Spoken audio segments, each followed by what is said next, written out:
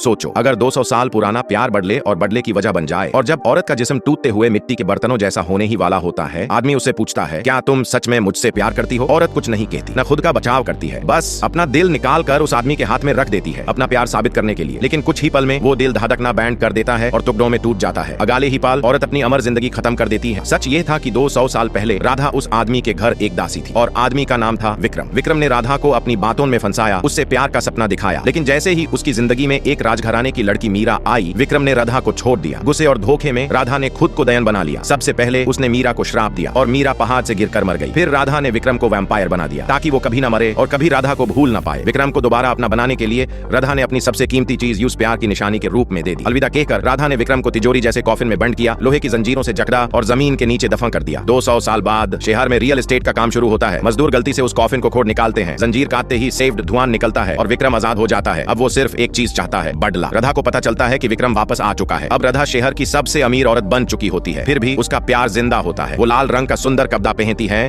और विक्रम को फिर से अपना बनाना चाहती है। लेकिन तब विक्रम की नजर एक लड़की पर पड़ती है जो बिल्कुल मीरा जैसी दिखती है और विक्रम दोबारा उसी से प्यार कर बैठता है। वो बदला भी छोड़ देता है, बस एक ही मांग रखता है, मुझ पर से वैम्पायर का श्राप हटा दो। राधा का दिल फिर से टूट जाता है और वो फैसला करती है विक्रम को दोबारा जमीन के नीचे दाफन करने का। दोनों के बीच भयानक लड़ाई होती है, पर दायन बन चुकी राधा पर नॉर्मल हमले का कोई असर नहीं होता। वो जादू से मूर्त को जिंदा कर देती है और विक्रम को बांध लेती है। तभी अचानक एक छोटा लड़का सामने आता है। वो विक्रम का वंशज होता है। राधा के सामने भी वो बिल्कुल नहीं डरता। वो अपनी माँ की आत्मा को बुला लेता है। आत्मा की एक चीख से राधा उछलकर झूमर से जा टकराती है। राधा की आत्मा टूट चुकी होती है, वो मरने के करीब होती है। 200 साल बाद विक्रम को पहली बार थोड़ा सा अफसोस होता है। वो राधा को आखिरी अलविदा कहता है, लेकिन ये वो प्यार नहीं था जो राधा चाहती थी और इसी के साथ राधा मर जाती है बिना श्राप हटाए।